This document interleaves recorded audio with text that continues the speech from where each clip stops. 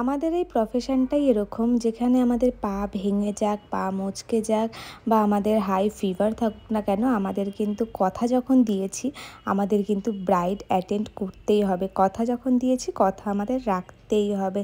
সেরকমই আজকে সকালটা যে আমার এরমভাবে কাটবে আমি নিজেও জানতাম না। আজকে হলো 22শে জানুয়ারি, আজকে কিন্তু আমার অ্যানিভার্সারি, 7 ইয়ার্স অ্যানিভার্সারি।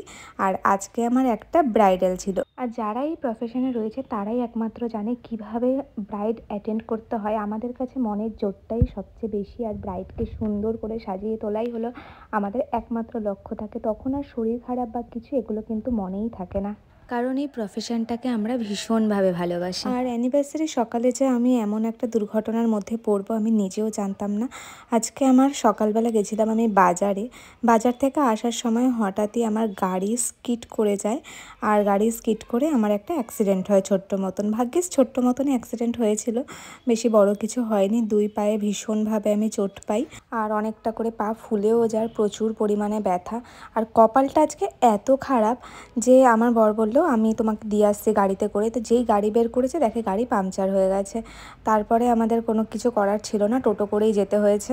ভাগ্যিস লোকেশনটা আমার বাড়ির থেকে খুবই কাছে ছিল, যার জন্য আমি যেতে পেরেছি। জানি না দূরে হলে আমি কি করে যেতে, আমি লোকেশনেও পৌঁছে গেছি। আমি দেখেছিলাম যে তুমি আসবে না, তুমি ভুলে গেছো আমার বিয়ে, দুটো স্বপ্ন দেখছো এটা। হ্যাঁ, কিন্তু তোমার যে পায়ে লেগেছে এটা আমার খুব খারাপ লাগছে। আর আমার গলার অবস্থা খুব খারাপ। হ্যাঁ সেই।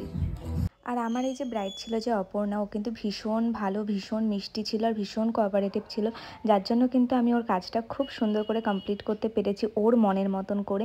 কারণ ও আমাকে বারবার বলছিল দিদি তুমি আমাকে টাইম নিয়ে সাজাও, কোনো অসুবিধা নেই, টাইমের কোনো ব্যাপার না। এরকম যদি বলে ব্রাইড তাহলে কার না ভালো লাগে বলো। মেকআপ তো শুরু করে দিয়েছি অনেকক্ষণ আগে, ফেস প্রিপারেশন করে নিয়েছি, ময়েশ্চারাইজার, ফেস ক্রিম সব কিছুই হয়ে গেছে। এখন আমি করছি হলো কালার কারেক্টার সপারেলের প্যালেট দিয়ে।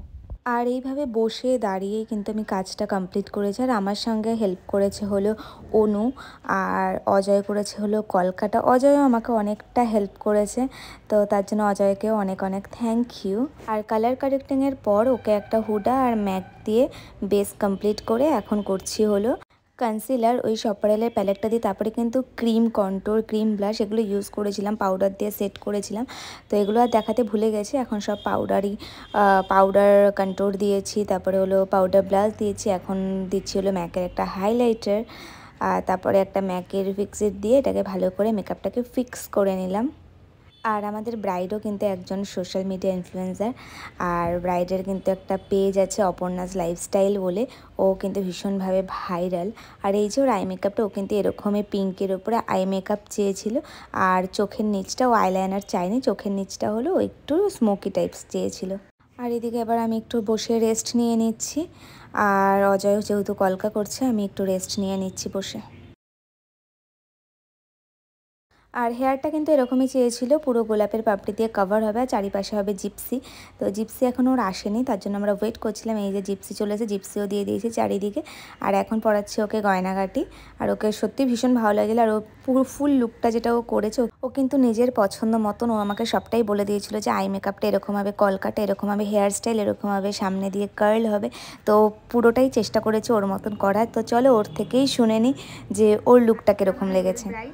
অপর্ণা, তো ওকে আজকে আমি ফুল লুকটা কমপ্লিট করেছি, তো কীরকম লেগেছে অবশ্যই তোমরা কমেন্টে জানি। আর অপর্ণা থেকে শুনে নিই ওর লুকসটা কেমন লেগেছে বলো।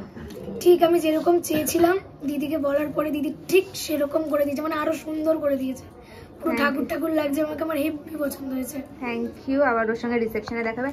আর এই যে কলকাটা কিন্তু আমার করা না, কলকা আর্টিস্ট হলো অজয়, তো ভীষণ সুন্দর কলকা করে। আর এই যে ওর মেকআপ লুকসটা, আই মেকআপ, আইটা একটু ডাউন, হ্যাঁ চলো থ্যাংক ইউ।